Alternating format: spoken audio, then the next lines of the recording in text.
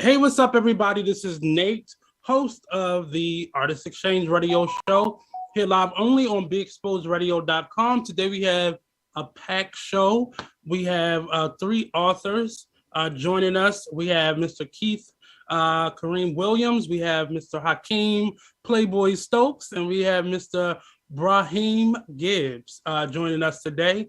We'll be talking about their writing, their work, their passion, and just, those things that make us, being celebrating Black History Month, very unique in our culture, and our history, and our voice. Don't forget to tune in every Friday at 5 p.m. To the Artist Exchange Radio Show. Also, don't forget, I'm hosting a special series of interviews for a project called You Thought I Was Him. We'll be doing a series of conversations every month leading up to November for the project. This Monday, we'll be interviewing Mesa, the phenomenal vocalist and singer, Grammy-nominated singer Mesa, as well as Easy Jackson, Tracy Jiggets, Lisa Brock, and Mr. Carl Taze Ransom. It's a collection of conversations surrounding the issues of You Thought I Was Him. Then tune in the third Monday of every month for a new set of guests, a new set of conversations. And I'm really excited about that. So without further ado, I'm going to welcome on the guys. So if you all can unmute yourselves, we'll start the conversation. I'll start off with Mr. Playboy up here, Mr. Hakeem. How you doing, sir? Unmute yourself.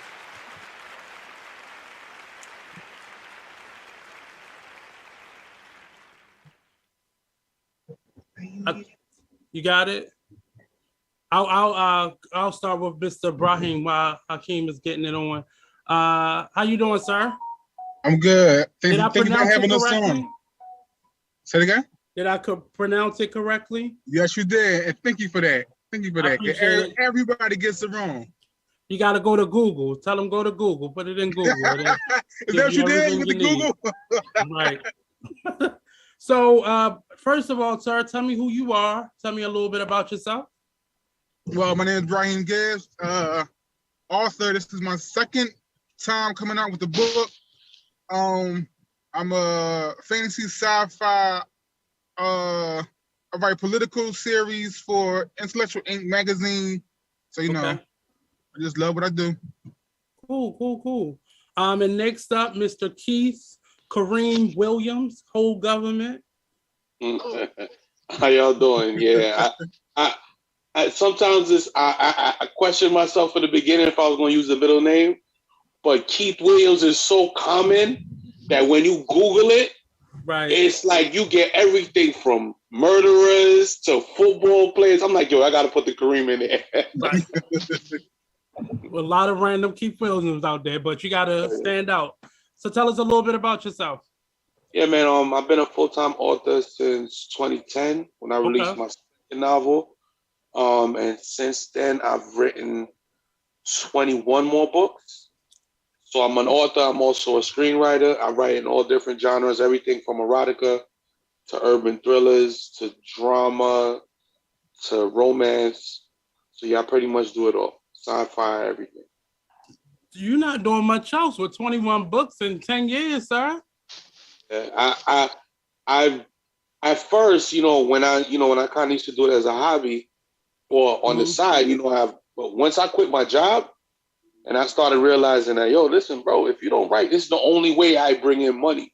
Okay. So and I was a single dad too, so I got 2 kids to take care of. I got these bills to pay. So, and it's after a while, it becomes like a routine, like everything else. Okay. So I'm on autopilot most times. So yeah, I just constantly work. Are you concerned with the quality? Kicking out like 2 books a year every so often? Every year, basically? What I do is some of the projects that you'll see me release, like let's say this year, I've actually been working on those for years. Okay. It's just that I'm constantly having something that's near completion. but I might have started that book 3 years ago. Okay. I like that's that. how I make sure I keep the quality up so that I'm not rushing. Because I could tell, some authors, I mean, I'm not knocking anybody, but you put out a book a month, I start to be like, is it really all that you want it to be? And it's not. Right.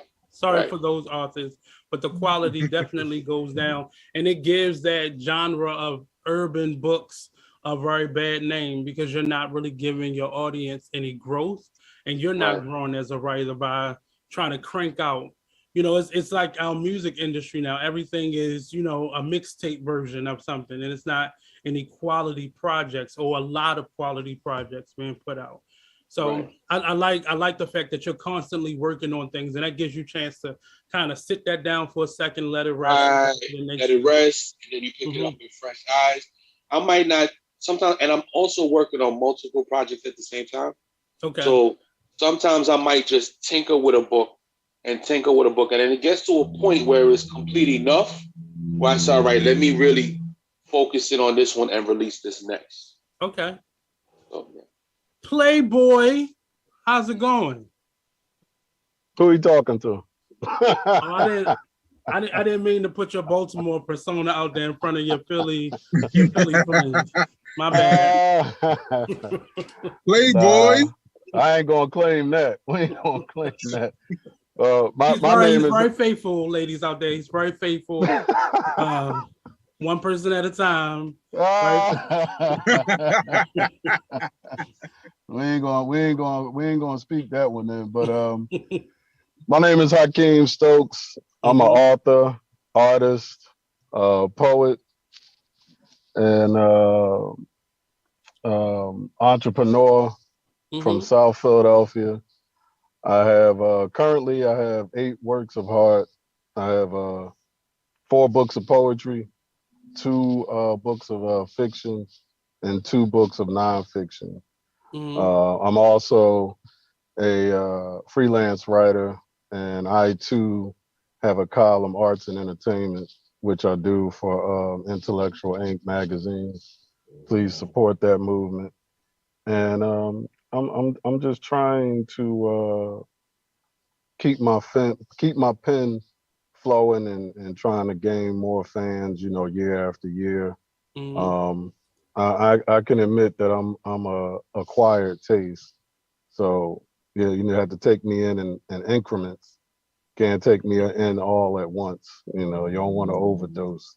Definitely gotta do an increment. He's always on. He's always never always. He's not even dressed up today. He's still. This is just because Hakeem right here. But the last few times we've talked, you've been introducing either me or the Baltimore area to a new artist. This time you brought 2 brothers with you. What is this avenue that you're gravitating towards in terms of promoting and supporting other writers? Well, that's what we as a people should do. We're supposed to grab for that higher rung, and also supposed to reach back with the other hand and pull up other folk, and vice versa. So that's what I do. If I'm in association with someone or some people and they're doing positive work, at this direct moment, if their pen game is strong, if they write eloquently, if they have a gift for storytelling or something like that, then why not work with them? And this project here, Sticky Situations 5, the King Edition, this was actually the brainchild of Julia Press Simmons, blessings to her, who pulled me in on this. And I was familiar with Braheim, Gibbs, and Kareem Williams.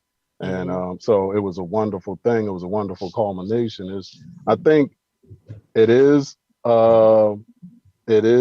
wonderful when you can work with folks that you respect and that you might have affinity for, rather than just trying to throw some strangers together. That's why a lot of sports teams don't work, because they're just trying to have a bunch of all-stars and no continuity or anything. So these 2 brothers, you're going to enjoy their work. this present work, Sticky Situations 5, and their alternate work as well. And I think you'll enjoy mine as well. As always, I like when I'm not saying there's a new trend, but people are trying this collaborative writing effort, and I've seen it work. I've seen, like you said, sometimes the right combination of people aren't necessarily put together. It might be 4 different writing styles trying to cram into a book, and you can't be the same, but it should have a rhythm and a flow to it. So I'm looking forward to reading the book, and really excited for another project where, especially with brothers being able to do work together, and the industry that we're in, arts and entertainment and media, is not something that happens all the time. The women have found a way to get it done, but the brothers want their own piece of the pie. They want their own shine, so on and so forth. So it's really a good thing to see this type of collaboration happen amongst Black men. In terms of getting the book out there, and what should people expect from this book? You want to take that, Keith? Y'all should expect the Untamed version. You go ahead, just give it to him. You want to sell some books, right? Oh, yeah, the Untamed version. We done went through this before. These situations for a reason. Listen, I ain't gonna be able to take it to Hakeem level, but baby steps. But baby steps. I'm working on it. I told him I'm trying to be like him when I grow up. But, no, you don't want that trouble. You don't want that trouble, sir. You want to be better. You want to be better. In this book, you're gonna find you're gonna read some well-written, erotic stories, sexy, with storylines. So it's not just because sometimes with erotica, there's a difference between like you make it graphic, but you need story in order for people to care about what's happening. And everybody, I'm honored to write with these brothers on this project because all the stories were amazing. I see it. Yo, listen, man, if it was Showtime After Dark, that's a whole movie right there. Right? So I'm just lining y'all up for what it is. So imagine like the uncensored Showtime After Dark. Indeed. Oh, Real Sex 27. Okay, I got you. I understand. In terms of erotica, it can sometimes be cheesy and unrealistic and real Playboy-ish, where it's a lot of humping but no real picturesque moments. How do each one of you attack this project with your version of erotica? Are these real life stories? Are these stuff you heard about? What's going on? What I always try to do is I try to make you comfortably uncomfortable. Where I want you is realistic enough that you get caught up in it and you see the visual and you become a part of the story. You're right there with everything. But then I want you to also, I want your heart to race. I want you excited, especially when erotic. I want you turned on, right? Okay. So in order for me to do that, I have to ground it in reality. Okay. I'm not giving you the fairy tale fantasy. He rode in on a unicorn. We ain't doing none of that. We writing about sex like how it really go down. Okay. Braheim? Yeah, OnlyFans, because what the site is. So it's definitely grounded in reality, and it's definitely grounded in sexuality and sexual independence from from relationships. So yeah, like you're definitely gonna read a book, and you're definitely gonna relate to it, and you're definitely gonna find some sexy some sexy things inside of it. Well, my story was strictly fiction. This man, just tell the truth, sir. Tell the truth, shame the devil. It was strictly fiction. I mean, I wish I had the character's hair. Oh, okay. I mean, it was strictly fiction, but it is definitely if you lead, I should say, an exciting life, then you should be able to be, you should be able to be an exciting writer. You know what I mean? But although, I mean, maybe if you don't lead an exciting life, you can have an alter ego inside of you that just lives vicariously through other folks. And so, admittedly, yeah, you know, I've heard different stories and saw he heard, different guys. Did you hear that? He and heard. saw different things, and I said, you know, yeah, that sounds entertaining. So Okay. that's also where I got the that's where the title comes in for my portion, entertaining contemplations. And it's just because it's thought provoking. You know, relationships are very complicated, and that's how they should all be pretty much depicted. You know, it's nothing smooth about them. Even the fairy tale ones, even the, you know, I'm lost in love, but you know, there's always something that throws you off, that ticks you off, and it's all about how you handle the situations during a relationship, because nothing's perfect. I mean, it's funny because the ones that is always yapping about, oh, I want a perfect man, I want a perfect woman, they're not perfect themselves. I mean, we're all, you know, one can short of a six pack in some kind of way. So, you know, it's just about, can you deal with that one missing can? And hell, you know, we could have a 12 pack. Unfortunately, we only gonna have a 10 pack because we got a screw loose. You know what I mean? But hopefully that screw is loose because you screwed it unloosened. You know, we just put it that way. Because I don't know if your show is PG or rated R. But X I mean, or we're whatever. grown folks, and the sun is going down. So last time I checked, I was grown. I mean, be your most authentic self. You know, we wanna get this book sold. We wanna spotlight you all for the work that you have done. In terms of the collaborative effort, how did we choose what stories or what perspective, or you know, what was the editing process in terms of the group? Was that just all personal and we just made our contribution? Are there some collaborations with actual writings in the book? Well, actually, with the title, you know, it's self-explanatory. You know, Julia Press Simmons told us, write about the stickiest situation you can. Make sure it's like brother Kareem said, make sure that it has a, you know, substance to the story. Don't just give me a full out porn. You know, don't give me a, you know, porn on paper.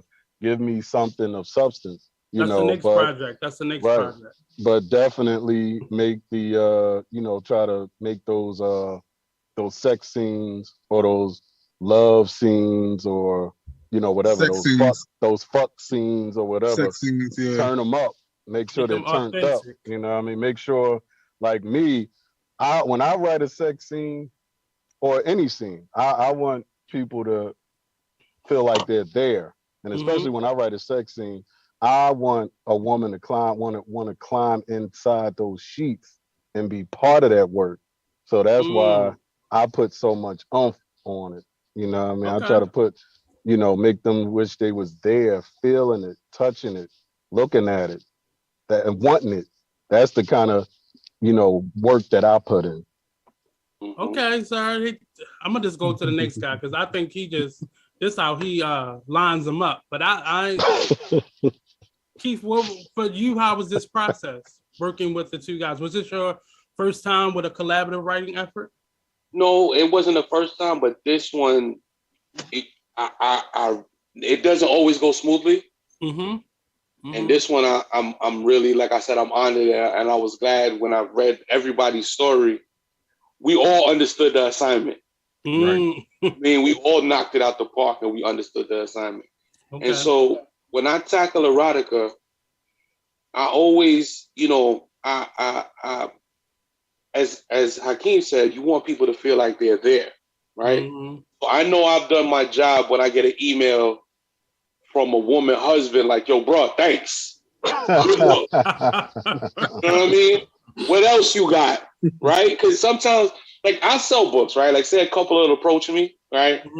Usually, I approach the gentleman first, just out of respect, because sometimes some men feel away. Even though I know his wife is 85% of the time, she's the one that's going to buy the book. But I address him and talk to him, and give him his due. And sometimes, you know, the husbands, they be on the side and they kind of grumpy, like, yeah, even if, baby, let me get money by this, right? But then after she read the book, sometimes, baby, read this. And yo, that's when I know I did my job. When husbands start buying my books, yeah. Everybody need a little help sometimes. Everybody need a little help. Sometimes. We making the world a better, happier place, man. That's right. Making more babies. What was this? No more babies right now. We got to take a break. Braheim, for you, what was this process like?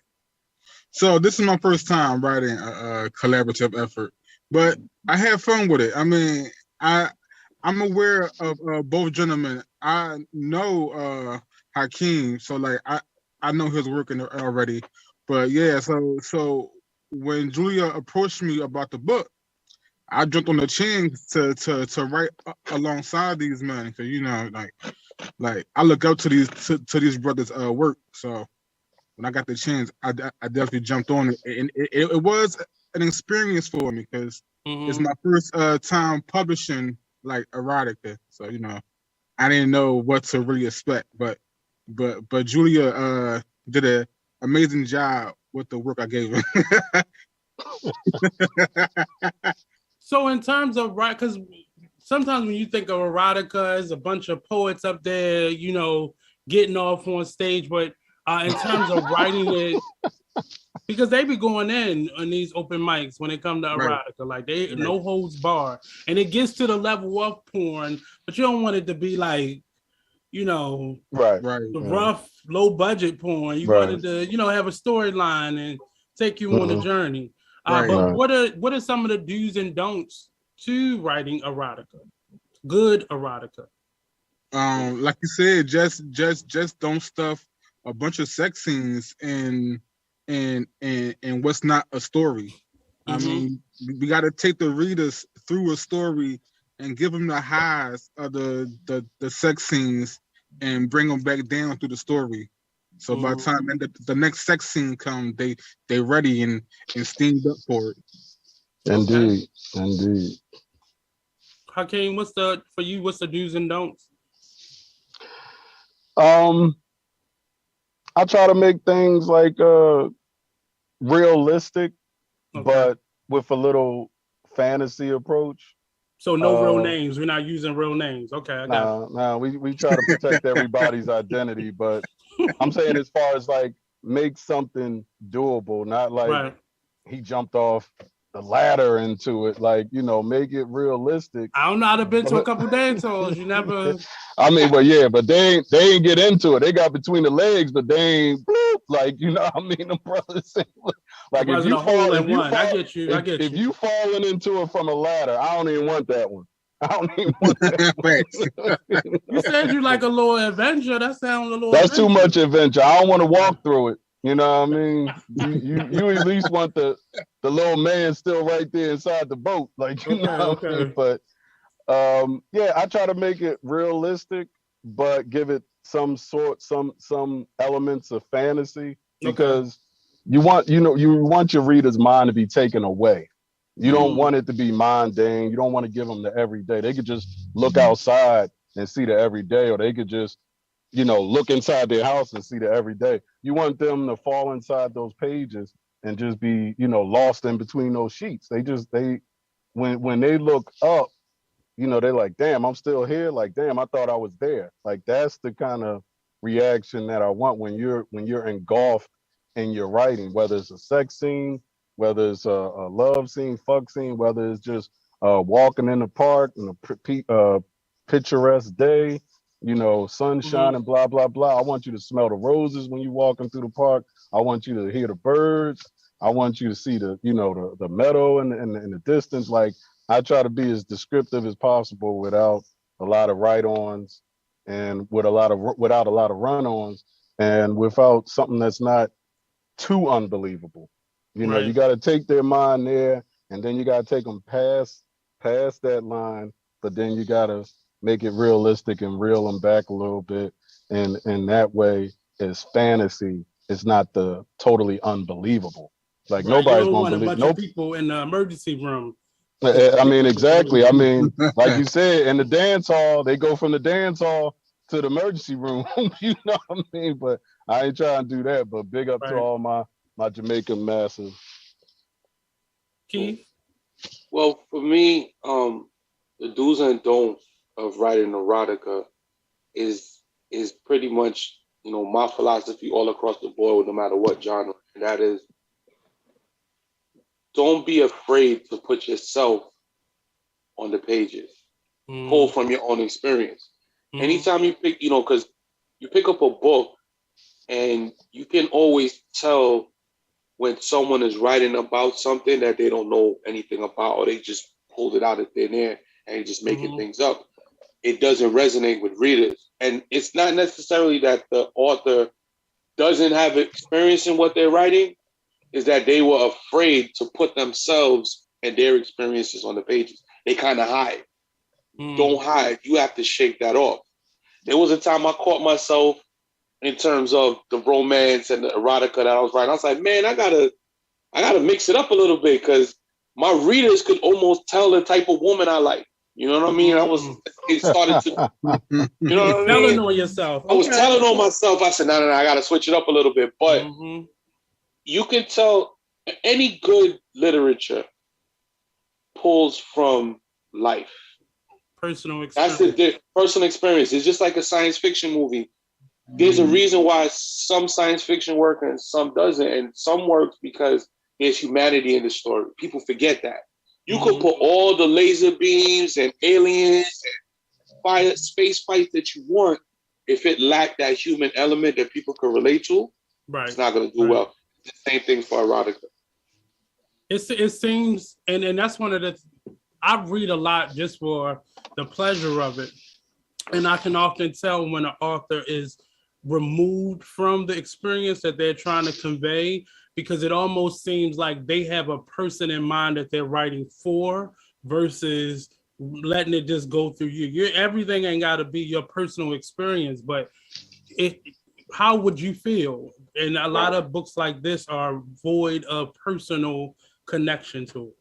Right. So it's very apparent that they are writing for another dude to speak and not themselves. Right. Braheim? Yeah. So for you, what are some of the do's and don'ts? Oh, I thought I said it already, right? I was gonna go back full circle with it. Okay. So like I said, like, you know, don't just push porn in people's faces when you writing erotica or any medium. Even when late night was Zane, like we used to watch Cinemax, you know what I mean? It was porn, B-rated porn, but it was a story. Like you got wrapped up in the story behind it. And that's actually like where my inspiration came from for OnlyFans. So I was going back to late night Cinemax watching Zane, and like I was like, that's but yeah, so like I said, like don't just push from your faces. You know, you gotta take them on a ride. I mean, like you gotta take them there, bring them up, bring them back down. What has been a response from individuals for this book in particular? Well, the ladies love it so far. That's the target audience.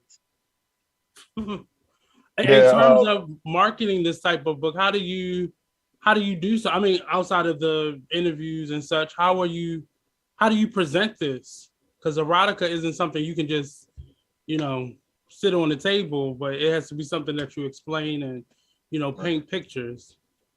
Well, like Braheim said, you definitely got to find your target audience and then you exploit that.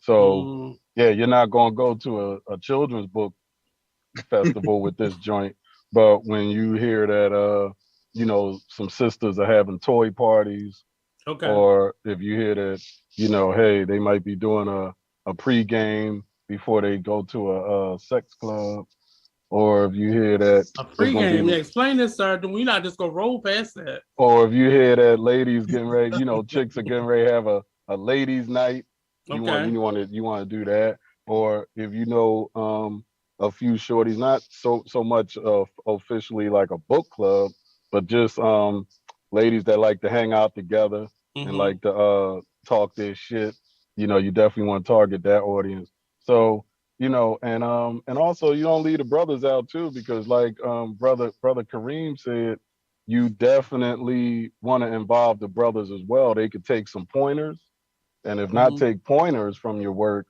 they can this could be a erotic interlude. This could be like what you do to you know, get your partner stimulated. And after she read a few pages and get entangled in them sheets, then you can get her literally entangled in them sheets. So it's definitely like foreplay, like fictional. And the actual content of it all, how do you write so men could be comfortable reading this, and it's not like they watching, or is it written from like a perspective of them watching?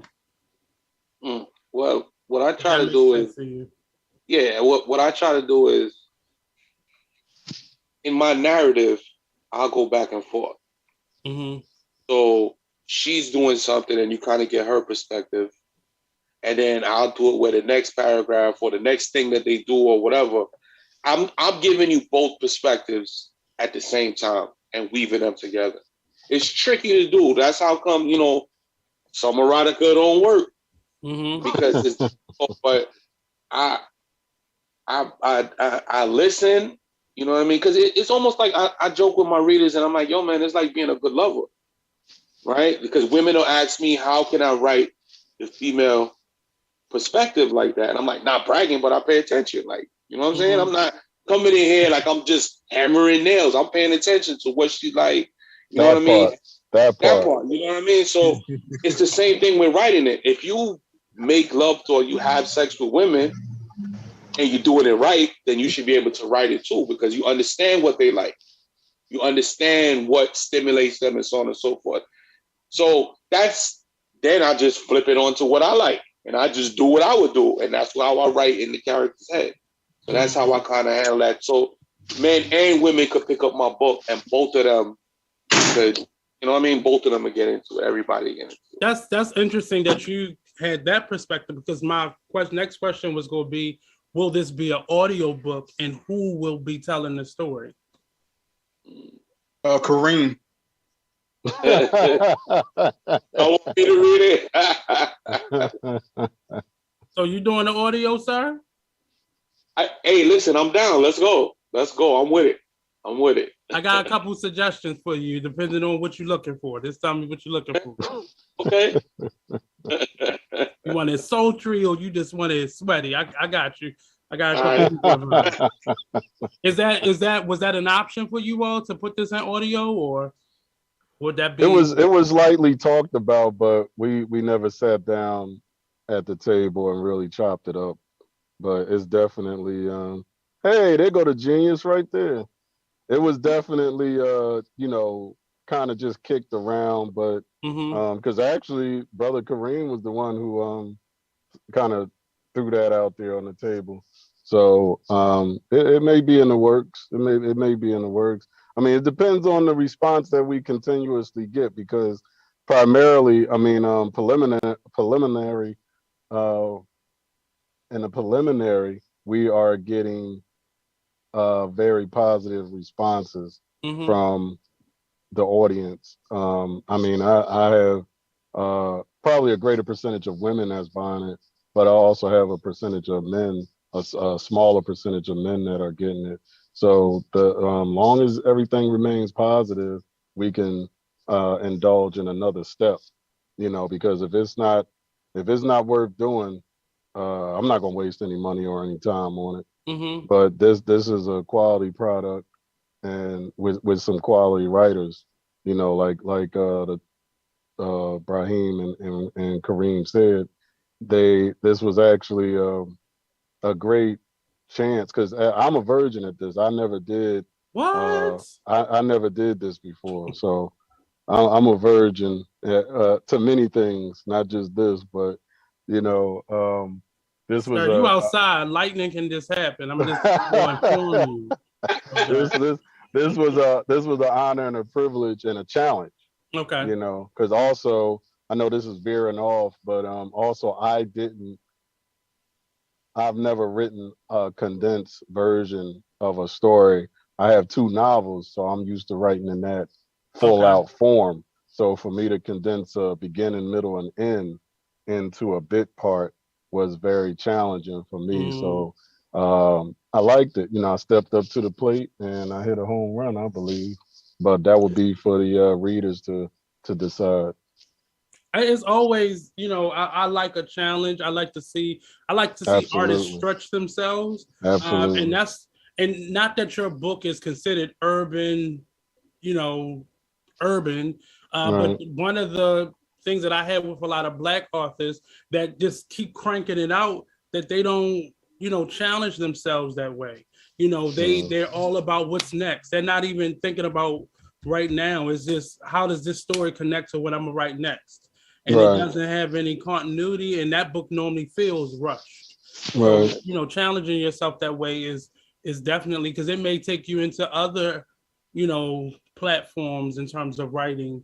And it doesn't have to be a whole novel or whole book. Yeah, other books are really good, but I'm sure this one made you work a little bit harder because you got 2 other people, and then you don't get the whole book to, explain yourself or to paint.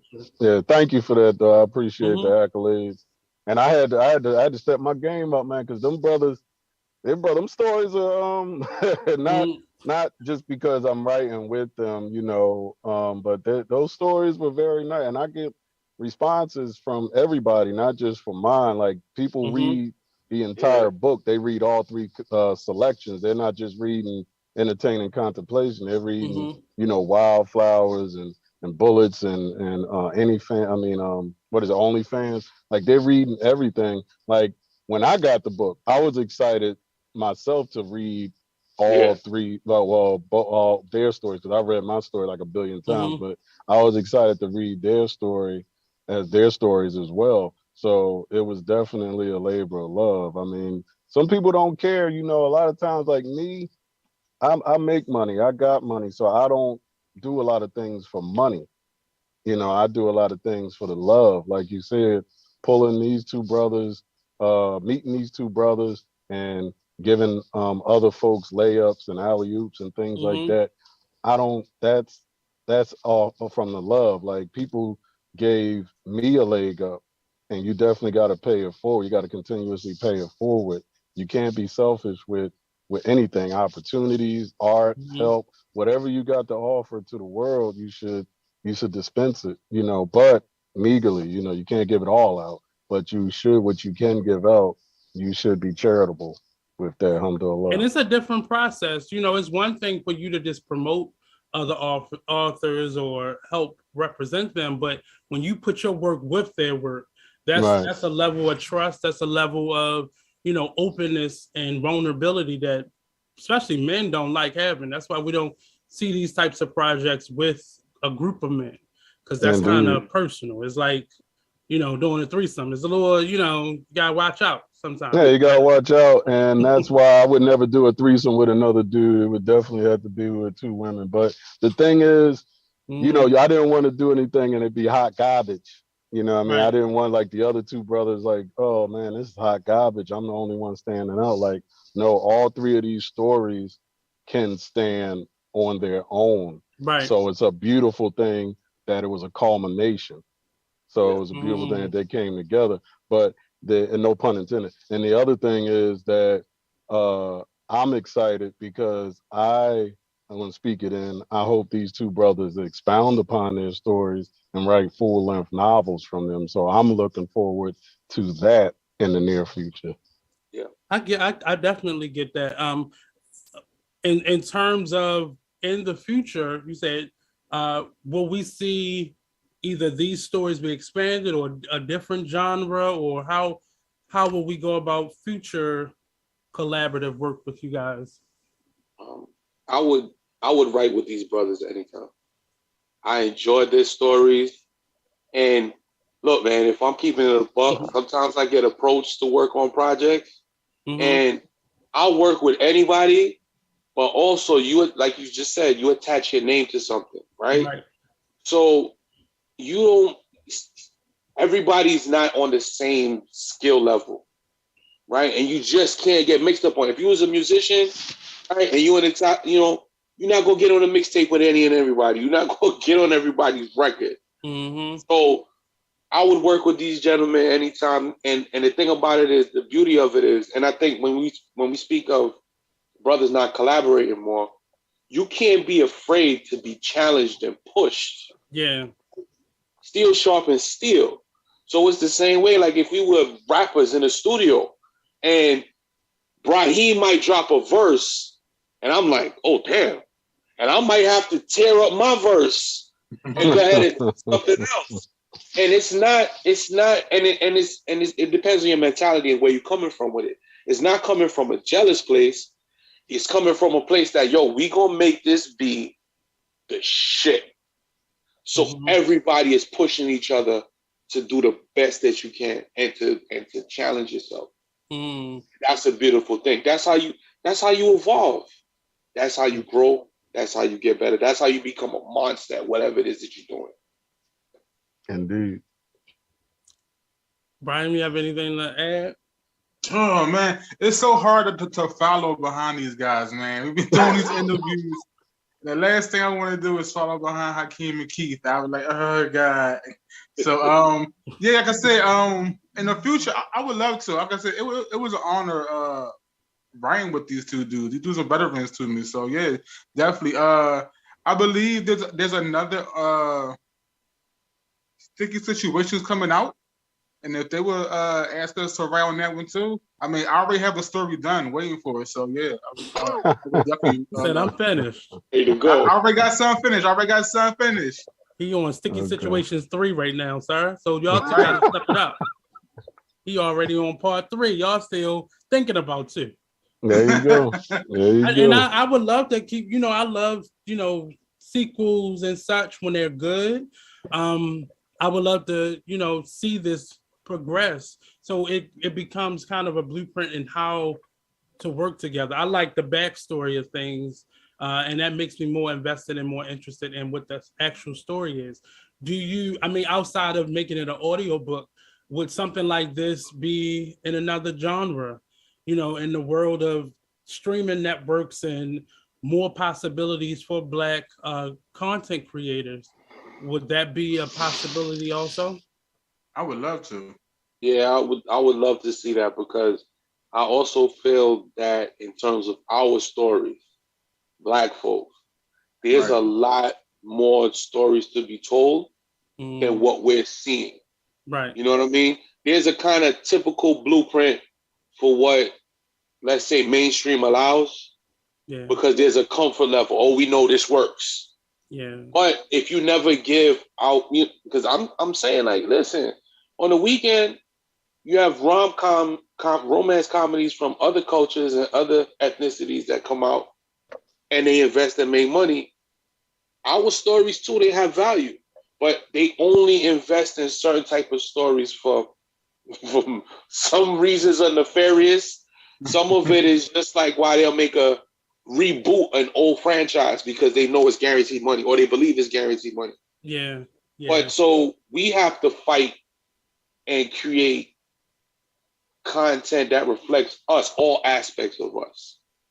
So yeah, I definitely see this as being able to be. And I love, as an actor, and director, I love exploring different parts of a story. That part. Like they're about to take Color Purple and make it something else. I don't want to see it, but I understand that work being there. It was strong as a book. It was strong as a film. It was strong on Broadway. Now they're making a musical movie out of it. So I'm sure it's going to be just as strong on its own. That's a test of good writing. Miss Morrison really did her due diligence. And I, with that being said, it just takes groups like this to get together and pool resources and find some resources. I'm quite sure there's a couple lovely young ladies that's going to read this book and be like, I want to support. They're probably coming from Hakeem, but I'm just saying they're out there and they're willing to support you all in your efforts. But I just like to see Al work, and instead of just keep going, trying to go the Hollywood route or going to these white platforms trying to get our story legitimized. But it's so many outlets now, or just doing it independently. There's so many movie theaters that will lend yourself. A friend of mine just made a film all on his own budget and took it to a local movie theater, and they wound up selling out for the whole run of it. And it's the possibilities are out there. We just have to start looking within instead of going the white way of doing things. Right. What can we expect? That's a whole nother show, man.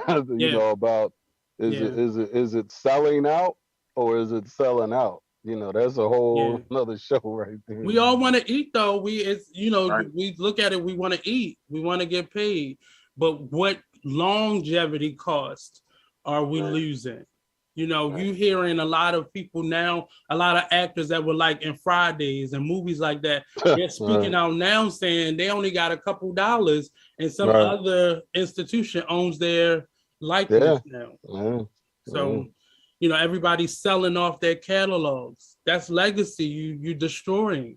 You know, it may give you a couple dollars, your grandchildren a couple dollars, so on and so forth, but the wealth that could have been amassed if you just worked together and kept that in-house, it would have been so much more, just in general. And there you go, because people have to do their due diligence, and they have to read, and you have to put in work, and you have to study, and you have to, you know, you always have to be open. A lot of people don't, they don't like to be open to corrective criticism.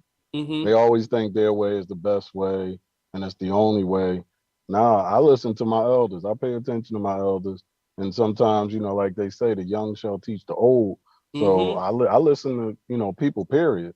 And you have to, you know, you have to see what's good for you, what's not good for you. And even if you're not, you don't know if it's good for you or not good for you, if you're not familiar with it, maybe you just step out on faith and say, let me give it a shot. And then, you know, if you make a couple of mistakes, you stumble too much, you say, well, maybe that's not my lane. Let me get back into my lane, you know. But, you know, there's nothing wrong with experimenting, man. Experimentation, it can be beautiful, can be a beautiful thing, depending on what it is. But you definitely have to, you know, steadily hone your skill, you know, like not pigeonhole yourself. You know, you have to hone your skill. You have to try to be versatile. Yeah, especially independents like ourselves, all four of us, we're all independents, you know. So you definitely have to, you know, study your craft, see what's the next, say what's the next thing out, see what, you know, what's good for you, what you can, where you can fit in, you know, because every lane isn't for you. You know, like I can't run out here and do some stuff that the young boys are doing. That's not my lane. I'm not a young boy. You know, so I'm not going to do what the young boys are doing. Can I take some elements of what they're doing and implement them into my work? Yeah, but I can't do a full out young boy type, John. You know, that's not my lane. As two, they couldn't do OG type thing because that's not their lane. That's that some may have that perspective, but they can't do a full out OG type John. So, you know, you definitely have to stay in your lane. You can veer off a little bit, you can merge a little bit, but it's important to stay in your lane and do what you do great, and, you know, include some different elements and take some corrective criticism. Never be too big that you can't listen to people quote unquote beneath you. That's an important lesson, I think, for many artists, because sometimes we are too prideful to ask for help or to allow somebody to come in and give us advice. I always give people my advice. I never give anybody anything as law. I do know what I'm talking about, but I just find that a lot of artists, old and young, are having trouble with being critiqued or being, you know, given information. And I understand there are a lot of people out there that are abusing that privilege or just don't know what they're talking about. But sometimes you got to still listen to the garbage and pull from it what's important or what touches you. And then you toss the rest, but just take it in and see what applies to you. Because I like listening to people who have failed, because they often have better information and better knowledge than somebody who is just, you know, clicking on all cylinders. because that person hasn't felt that gut punch from life yet.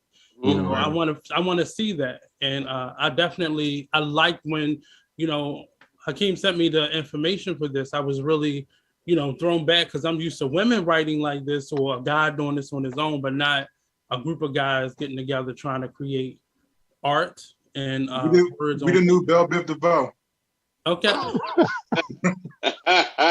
Word. Out of control. Y'all rubbing off on them too much, Hakeem. That's what's up. That's what's up, baby. So as All we good. kind of close out, because we started a little late, but let people know where they can find you and your books and how they can buy the book, and then tell us where we can find Sticky Situations 1, Volume 1. Well, you can find me on social media, on Twitter and Instagram. My name is the same. It's at Reem After Dark. Facebook, Keith Kareem Williams. All my books are on Amazon. So you just put in Keith Kareem Williams on the books, and all my titles, even some of the other projects like anthologies like this one, it'll come up. So that's where you can find all my work. Braheim? You can find me on IG at _Agent Gibbs, or on Facebook, Braheim Gibbs. Yeah, I'm on there social. You can find me on Amazon under Braheim Gibbs. Okay. Or Simmons Gibbs for some of the other titles that I write. You also find Sticky Situations 1 through 4 on Amazon as well. Okay, so there are 4 other versions or 3 other versions of this. 4 other versions. This is book 5. Okay. So yeah, you'll find it for 1 through 5 on Amazon. Okay. Also find me in the next issue of the magazine that I can't think of right now. Intellectual Ink magazine, baby. Thank you, Hakeem. Thank you. No problem, brother. Sticky notes. You got to put sticky notes. Right. Hakeem? Yes. You can find Hakeem Stokes on Facebook as Hakeem Stokes. You see the moniker below. Or you can find me on IG, Twitter, LinkedIn under Asaphile Books. That's ASOPHILABOOKS.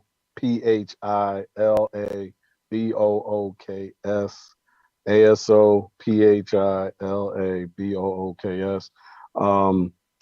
I post stuff regularly. I post progress. I post events. I might even post you if you're lucky. But, you know, you definitely want to go to Asaphile Books on IG, Twitter, and Hakeem Stokes on Facebook. And also, you can go to my website. That's asaphilebooks.com. I have wonderful things. They have wonderful writings. All my works of art are there. All my books of poetry and fiction, nonfiction. I also have Asaphile merch.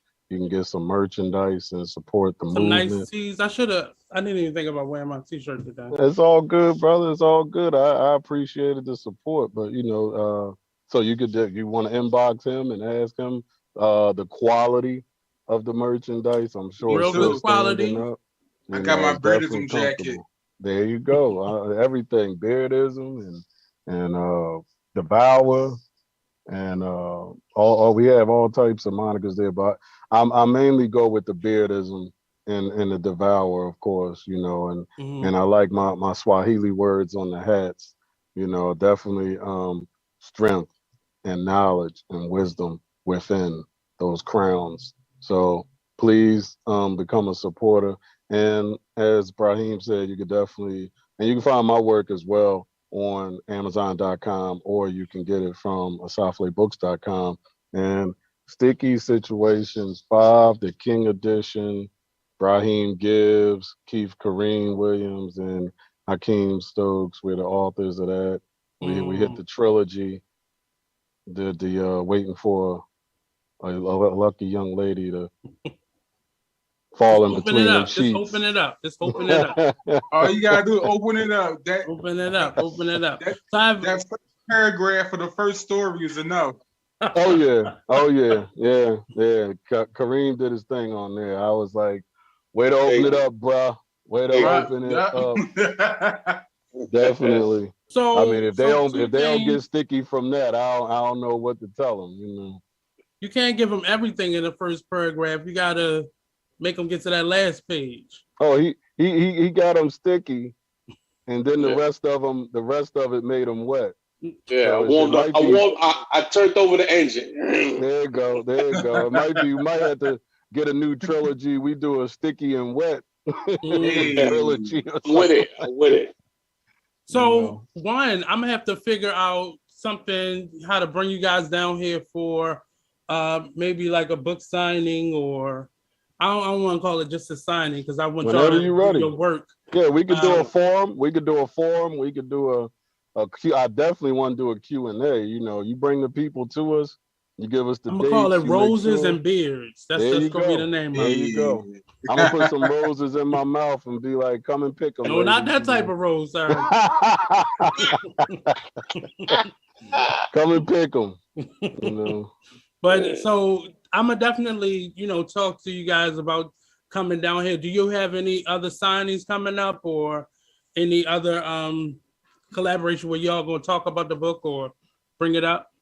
Me and Kareem will be appearing. I'm sorry, Kareem. Me and Kareem will be appearing at the Richmond Library, the main branch of the Richmond Library in Virginia. What is that? May 26th? I always forget the date. I think it's the 26th. Either the 26th or the 21st. One of the two. Yeah, something like that. 21st maybe, but just go to the if you go to the RVA main branch, you'll see it on their website. Okay. That's the only one I have coming up. I actually have an art show that's going to be in Richmond, Virginia as well. The first Friday of May, so I'm excited about that. I'll be debuting my work, my collages and things of that nature. Still life and everything. So I'm trying to. In this summer, I want to exploit my artistic view more. So I'm gonna be selling my canvases more. There used to be an exclusive thing and auctions and things of that nature, but now I'm gonna start having more exhibits, so you can get more public access to it. Okay, so we're gonna have to talk then, because I'm in the business of art. Indeed. But Indeed. as we again, thank you guys for coming on. I really appreciate you taking time out. I appreciate you, setting the standard for guys in the literary community to kind of bring them efforts together. It doesn't have to be difficult or outside of ourselves. But the last question that I typically ask to my guests is, what advice would you give to your 17-year-old self? And what question would you ask to your 100-year-old self? Ooh, good one. No change in history, no cheating, no change in history. My 17-year-old self, I'd have told him, don't listen to them when they tell you that comic books don't make money, bro. Because in a couple years, Hollywood is all comic book movies and television shows. So don't listen to them. I would have also told my 17-year-old self in terms of my writing, this is what you do. And I would have probably started earlier. And with my 100-year-old self, the question I would ask is, I would more make a statement, and I would say, I hope you enjoyed the ride. Because I always felt like I never mind work or grinding, because I just kind of feel like at the end of the day, I don't want to be one of these old men that go out kicking and screaming like, no, I didn't do enough. Right. I want to be tired, bro. I want to look back at my life and be like, yeah, man, it's time for me to rest and just be out of here peacefully. You know what I mean?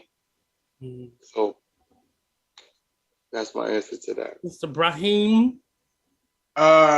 It would be definitely along the lines of what Keith said. I would just tell my 17-year-old self, to start sooner. Like, don't wait. Don't listen to the naysayers. Cause they're just scared. They're just projecting your fears onto you. I promise you, if you start sooner, it gets better. And I would ask the question, I want you to hold yourself like, did we do enough? Like, are we leaving the world on E? You know what I mean, like, is it any dreams left that we not pursue? Well, I would definitely to my 17-year-old self, man. I mean, wow. I mean, and that statutes of limitations are over, sir. Don't worry. Man, I can't. I still can't mention things. But in that era, of my life, I would have never thought that I'd be where I am now. Like my teenage years were extremely tumultuous, and I made a few bad choices, but a hell of a lot of great choices. So I would definitely try to steer myself away from the few bad choices I made, even though I also think those bad choices helped cultivate me as the brother that I am today, helped me to be Renaissance king. But I think I wish I would have taken less chances with my freedom. So I would definitely say stop, don't test the waters as much. And thankfully nothing happened, but I would definitely tell them don't test the waters as much. And my 100-year-old self, like the other brothers stated, I do hope I'm at the point of or beyond exhaustion. Like I'm trying to do everything I can, and that's everything: family, work, life, love, happy, everything. I'm trying to run the full gambit while I'm alive, because tomorrow's not promised today. I mean, God forbid something happened and you could be immobilized tomorrow or tonight. So it's like right. So you have to appreciate every second of life. And man, I don't even know if at the point I'm going now, and if God willing, inshallah, everything continues the way it's going and greater, I would just say, man, job well done. I don't know if you left anything on the table. You know what I mean? I don't know if you left anything on the table. And if you did, God willing, inshallah, your offspring will pick up the torch and continue running with it. And as writers, we understand what writing prompts are. We understand what writer's block is. And often I use this as meditation. So this is a part of my daily meditation. Is also a part of when I'm writing and I'm feeling stuck, I ask myself these two questions. And it gives you a lot of perspective on where you are in the moment. And it may change from moment to moment. Every day I may get similar answers, but then there's some days where, like through this pandemic, them answers was different. Exactly. I always give this to people, my students, my clients, as this a space to be able to become self-aware. This one question, this one statement, however you look at it, it is definitely a way of kind of predicting where I am right now. And that can change. You have the power to make that change, good or bad. But it is definitely a space for people to be able to self-analyze themselves and kind of get a clear understanding of, if something just doesn't feel right. And even when things like, it sounds like, Hakeem, you content right now. And that your responses dictated that. And that can change tomorrow. You might have a little more anxiety in you tomorrow, and asking those questions to yourself gives you a good indication of that change and where it's going and where it's at right now. So thank you again, fellas. We definitely thank you, man. Thank you. I'm gonna cut you off. I'm gonna cut you off on purpose. Thank you, man. Definitely want to throw roses at your feet, man. Thank you very much. Anytime. always, giving me an open forum on your platform. I do appreciate that. I don't take it for granted. The invoice coming. It's going to be you. down the line. It's coming.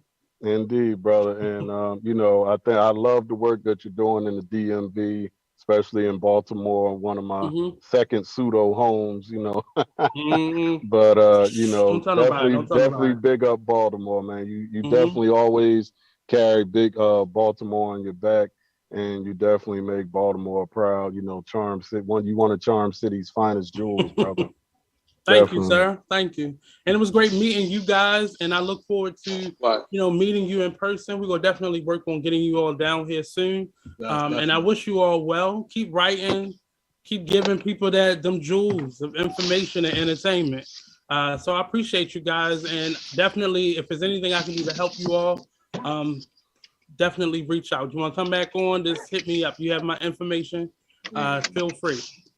Thank you. Yeah, them brothers will be on there by themselves. They're gonna come on there and selfishly do shows solo because they some badass brothers. And I'm gonna send me those links to your books as well. I love reading new works from new artists, so definitely send that information down to me. All right, it's a Peace pleasure, out, man. people. Thanks for having us. Thank you. And that's been the Artist Exchange Radio Show this week. Tune in next week. We have another guest, another topic, more interesting conversation with interesting people. And that's been the Artist Exchange Radio Show with me, Nate Couser. Don't forget to tune in this Monday to the You Thought I Was Him podcast series, mini-series, where we'll have Mesa Leaks, Easy Jackson, Tracy Jiggets, Alyssa Brock, and Carltaze Ransom, all for You Thought I Was Him project. Peace out, everybody.